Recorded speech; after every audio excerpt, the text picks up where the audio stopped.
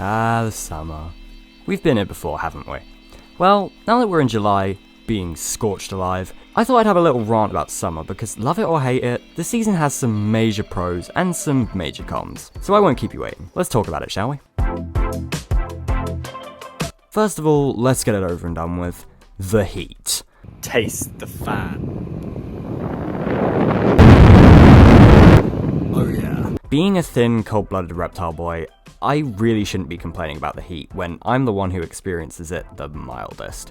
But I swear, even with my hands, it is too hot for this country. Seriously, every water you have outside, no matter how many ice cubes it has, will melt and go warm. And if there's one thing that doesn't belong in any season, it's warm water. Wow, just talking about it is gross. But side tangent aside, 40 degrees! 40! But all is calm on summer nights, however. It's dim, it's atmospheric, and the nights honestly just seem alive, which makes autumn and winter nights feel dead and creepy with how empty they feel. But in all honesty, there's nothing better than just laying down, somewhat indecently exposed, on a warm summer's eve while the fans blast softly at you with quite literally any Hello Meteor track in the background. It is quite literally just pure peace. That is until, holy shit, what the f is that? Insects. Yeah, and the scary ones. In the summer, they're just everywhere. There is no escape from them. You are practically guaranteed to get stung, bitten, or landed on by at least 3 bugs a month. And for the alarmingly large amount of arachnophobes listening, spiders will be everywhere inside your house.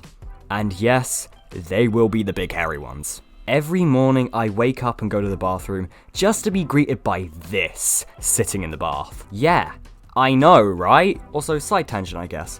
Wanna know something even scarier than spiders? The fact that arachnophobia is more common than the fear of death. More people are afraid of mostly harmless 8-legged creatures than death, than the Grim Reaper. Anyway, if we move on to the pros of summer, sunlight. The sun is actually out, and it's nice to go outside. You know, go outside on a long romantic stroll across the beach at dusk, on your own, wearing full clothes.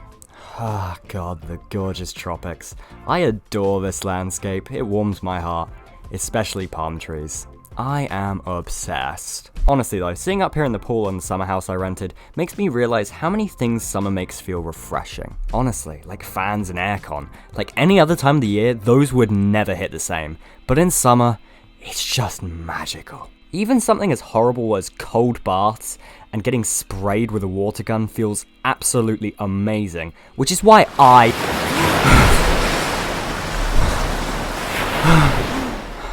I'm now in the middle of the Pacific Ocean.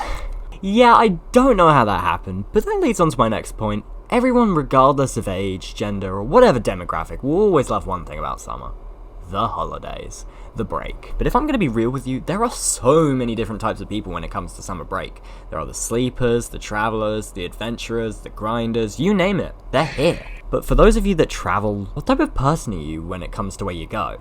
Are you the coaster enthusiast? Do you like the adventures in the wild and crazy parts of Earth, like say, the 7 Wonders? Or do you just laze around in a pool in a tropical villa? Or are you what half regard as geniuses and half regard as dumbasses and go somewhere polar?